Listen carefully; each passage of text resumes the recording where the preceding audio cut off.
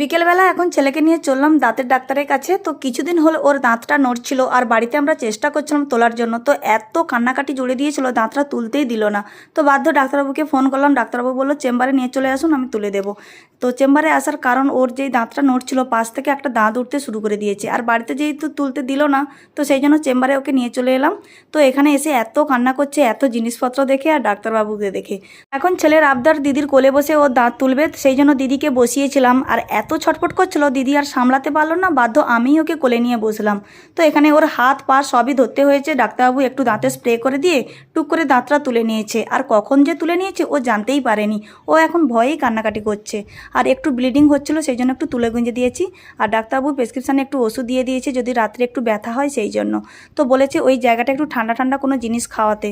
তো সেই জন্য বেরিয়ে এসে আমরা ওষুধ দোকানে ওষুধ নিলাম আর একটু আইসক্রিম নিয়ে নিলাম। তো বাবু এখন আইসক্রিম খেতে ব্যস্ত। তো চলো টাটা।